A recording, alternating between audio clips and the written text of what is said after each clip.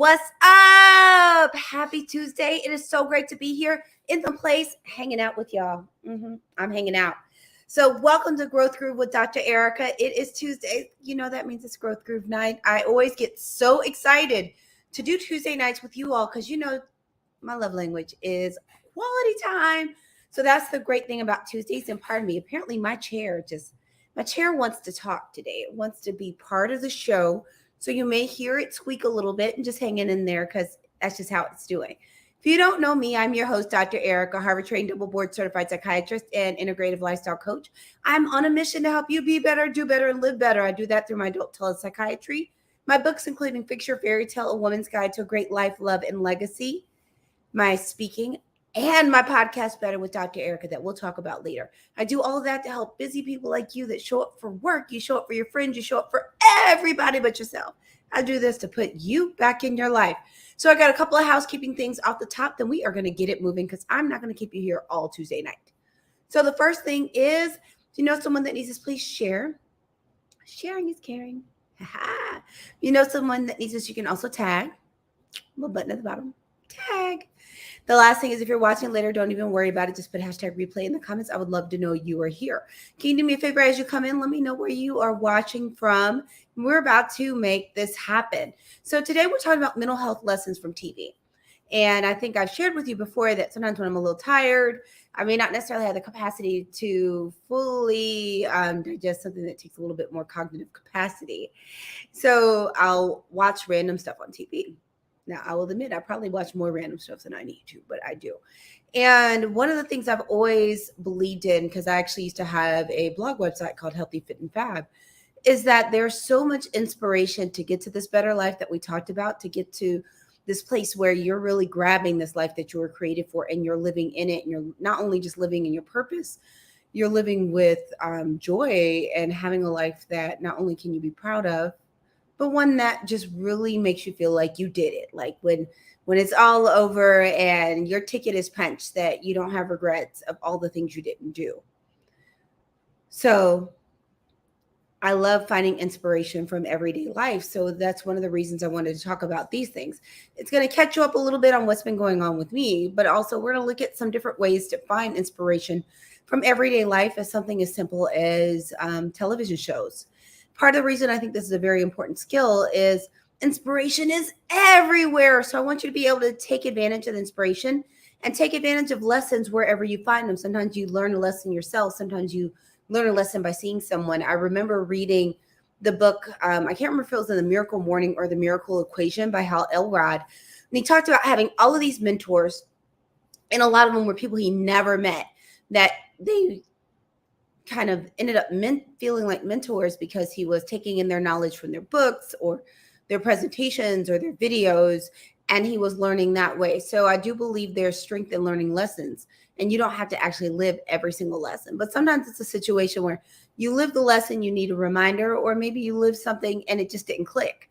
And you've all had that thing that you've done multiple times and then finally it clicked and you're like, yes, this is it. So that's why I want to talk about this. So we're going to talk about a few different shows that I have watched recently. We're going to start out with one that's really popular called House of the Dragon, also known in popular culture as House of Dragons. And I just recently saw a hashtag Dim Dragons. So it's all of the things. I'm not going to do a whole bunch of spoilers. So I want you to still be able to enjoy these shows. So I'm going to do my best not to be all of the spoilers. But if you haven't seen the show, it is a show that picks up, it's a prequel to Game of Thrones surrounding kind of the Targaryen family. But you see all these different families interacting and all of this drama and all of these things, you know, from joy to treachery to you name it, it's on the show. So I want to talk about a few things that show up on this show. And one lesson that I think is really good for your mental health, and I've heard this somewhere else too, which I'm going to share with you, is one thing that is really shown on the show is secrets often come to light. The reason this is important for your mental health is think of a few secrets that you've had, especially the really big ones, the ones that are tied to a lot of shame. Because the reason a lot of times we hold secrets is because fear of shame. And there was, I used to have a boss. She owned this place called Brookhaven Retreat, and she always talked about secrets and how powerful in a negative way secrets are. And the reason I want to highlight this is the amount of mental capacity it takes to keep some of these secrets is a lot. The other thing is the reason there's so much shame attached to these secrets is that burden of that shame is an emotional burden. And so I think just this thought of thinking about what secrets mean to you, and also in decision making, there are times you're going to make mistakes and do things you aren't proud of. But there are also times where you have that pause and you can make a decision of whether to do something or how to do it. And one way will lead you to the path that you're going to end up in a secret. Another way just leads to a path of, even if you fail, it's light. And I think it's important to keep in mind what can happen to secrets so that we can live our life in a way that we can minimize the amount of these secrets. Not saying everything doesn't have to be public knowledge. You don't have to put everything on the gram, on Facebook, but to be cognizant of what's happening to these secrets. And then also when you have secrets and shame attached to them, it might be good to see a therapist to work out those issues of shame, because that can be just so mentally exhausting and drag you down. And also for a lot of people, those secrets can be trauma triggers. The next thing is actions have consequences. One thing that has been alive and well in the Game of Thrones universe is actions have consequences. I'm not going to talk about the things in House of Dragons or House of the Dragon in case you want to watch it and you haven't seen it. I'm not about spoilers. Game of Thrones is old enough that I can go back to the original, and just little things that you'd see. Ned goes and investigates these things that John Aaron was looking at, and then he ends up dead. Is that actions have consequences. Some of the consequences are good, some of the consequences are bad, but I think it's important to remember actions have consequences. The reason that's important is, number one, is remembering that helps you set yourself up for more success. That if you're aware of consequences and you think about consequences, a lot of times then you won't be so put off when you get them, be them positive or negative. If you look at a situation and you know the risks, say you're making a new choice with business or you're meeting someone new and you think about the risk and you're okay with the risk. So if you go on a date and the date sucks, you went into it going, well, this date could go well, it could go bad. We'll just see how it goes. If it goes bad, you're not going to be in pieces because you knew it could go good or bad, but you chose to take a risk and go out on the date. Or you may have chosen, hey, let me try a new product for my business. And sometimes it works, sometimes it doesn't. But knowing that there are consequences and that you're prepared for them, that just puts you in a better place than when you don't think about consequences and then those things come back to get you. That can be very stressful.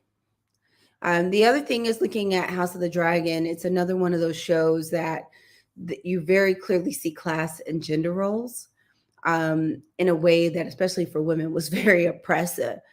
And even though we are in a space where reproductive rights have been assaulted and there's so many things going on, there still is a lot more freedom that can be appreciated that we have than some of these times that were significantly before us, because even though this is a fictional show, some of those thoughts were going on in real life. So sometimes just being able to see the blessing for the freedom you have, it's a way to harness gratitude. And we talked about gratitude being a method of a way to lift your mood and to also harness positive energy. So let's move on to, there is a new show on Netflix called Echoes. I don't know how new it is. It's probably not as new, but it's not old yet. And it's a limited series about these two twins. And this is not a secret because this is in the description, that these twins switch lives. And it's another one that it comes through that thing about secrets coming to life and also the amount of effort and energy. And I think this is important, the amount of effort and energy it takes to not live authentically, to not present and show up as who you are, that how much energy that steals and takes from you. And I think that's a practical lesson. Most of us are not twins and we're not going to be switching lives. So it's not on the aspect of we're switching our lives, but on the aspect of how much time you have to show up in ways that doesn't feel authentic because that's why you feel like people need to see you, that you can't really be your full self. And that is exhausting. I think it causes, and it's one of the reasons that it's talked about a lot in the Black community around code switching and having to present other ways, but it's not just in our community, is that energy to not be authentic. It's a lot of energy, and it also can cause some, we say some things are egocentric and ego dystonic, related kind of to, if I said it simplest, is, does something agree with who you are on the inside, your identity and your values? If it agrees with it, it typically is more egocentric. Like doing that feels good. It feels okay. It feels like it's in line with who you are. Ego dystonic is when it feels like it's totally not in line. And what ends up happening sometimes when we don't present as authentic, and we're either being our representative or just being someone or having traits that really aren't ours, is not only is that an energy pull, but it can feel ego dystonic and actually make you feel sad, depressed, anxious, and even irritable. So I'd like to have a moment, and was a total moment, for the importance of authenticity. And also the fact is, when you present other ways, you have to keep up with that. So it's kind of like trying to keep up with a bunch of secrets, but also kind of trying to keep up with how you present in one environment. Remember, that's how you're supposed to be there. It's a lot of energy. And, I think the thing that we're looking at is, how do we use that finite amount of energy that we have, our cognitive capacity, our mental energy, our emotional energy? How do we use it in a way that is going to best serve you? Not using it in all these ways that's not going to really serve you. And then you don't have the energy for things you really need to do. The next show, and this is going to be the last one because I don't want to keep you here forever. There is a show on HBO Max called The Hype. It's a reality show, and you'll probably realize I've watched some of them. I'm not that big on like Big Brother and that kind of stuff, but I'll watch some of these competition shows. And this one is around streetwear. So it's a bunch of clothing designers making streetwear with judges and all that kind of stuff. And one of the things I love from the show, and it's, to me, it's exciting because you get to see, I'm a sucker for all the backstories, but beyond just the backstories, is this theme of seeing creatives. And for me, it's actually inspirational to see creatives and see people creating, not only because I have a piece of myself that is creative, but it's the risk taking that a lot of these creatives take. It's that risk of creating something that is yours, that people may like it, they may not like it, but it's yours and you created it. And to me, that's really inspirational, and seeing that risk taking, because it's so easy to get into patterns where we just do it safe all the time. So I love the fact that these shows show people that are willing to take risks, that are willing to look at the world through different lenses. And as a psychiatrist, you can probably figure out I love just seeing different people's views of the world, and then seeing how that can expand my view of the world. But the other thing I love, and I was telling actually my coach B more about this, is one of the things I love about this show. There's also a show on Netflix called The Glow Up, about makeup. But is that feeling that this show actually positions people to be more successful in their field versus exploiting their talent. But one of the things that was interesting to me is, when you look at some of these shows and you look at The Hype, is two things. One thing is that you never quite know exactly what moment opportunity is going to present itself. And as one of my coaches, Dr. Dre, says, you have to stay ready so you don't have to get ready. Is that there is an element of being ready to take advantage of opportunities at the moment they present themselves. Because sometimes they're going to present in ways that, the higher power of the universe, however you look at it, will present opportunities to you. But number one, you have to be ready to be open enough to actually see them. Because there are going to be times where opportunities show up and you just miss them because you aren't in a space to receive them. And one of the things I have found, especially after I became a business owner, that a lot of the opportunities, you have to be able to jump on the opportunity immediately. There's not time to wait a few weeks till you feel like it. And one of the things I love, to me, that lesson is that you have to be open to opportunity and be ready to seize it when it presents itself. And to me, that can help your mental health, because by being able to take advantage of opportunities. Number one, you're going to get the satisfaction of feeling more successful. You will get the satisfaction and the boost of confidence of feeling valued and people see you. Because as we talked about previously, that there are some basic human needs that people have. And one of those basic needs is to be seen, to be valued, and also to be loved, but really to be seen and to be valued. And when you're able to take advantage of opportunity when it presents itself, it's going to be another reinforcer of value. And we all say it's the ideal is to be in a place where you can fully internally validate and do all of this stuff within. But even if you do it all within, it's still always great to have someone co-signing you, to have someone say yes. And to me, that's a wonderful lesson that can help your mental health, because when you feel unappreciated, undervalued, and not seen, it's easy to then start feeling more dysphoric or irritable, which can lead you down a path that actually has you feeling depressed. So those are some lessons I just want to share with you that come from my random TV watching. So if you came on late, please feel free to watch the replay and go back to the beginning. Again, I'm your host, Dr. Ericka, Harvard-trained, double board certified psychiatrist and integrative lifestyle coach.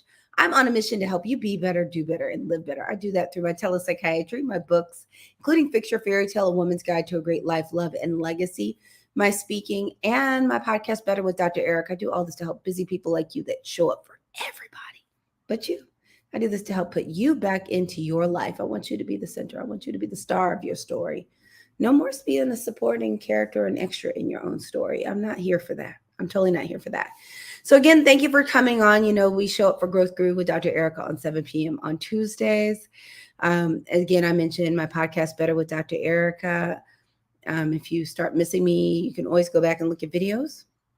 But you can always hop on, catch the podcast on Apple Podcasts, Google Podcasts, Audible, iHeartRadio, Spotify, all the places, or betterthepodcast.com. It's all streaming and crawling below here.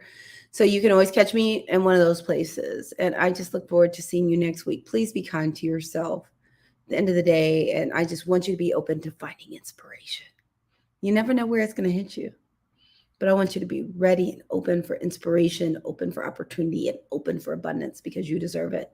So just keep your eyes out for where inspiration may hit you and take action. That's what I got for you today. Take your left arm, put it on your right arm, left hand, right arm, right hand, left arm, squeeze. Give yourself a big squeeze. And, we've been talking about mental health. If you need some quality mental health care, you can always find me at AskDrGoodwin.com. On this live stream, I'm not your doctor, but you go there, you sign up, you pay some money. I might actually be your doctor. So if you're looking for some quality telepsychiatry, someone that's going to really listen to you, be me. Just go to AskDrGoodwin.com. That's what I got for you tonight. I want you to have a wonderful week. I look forward to seeing you next week.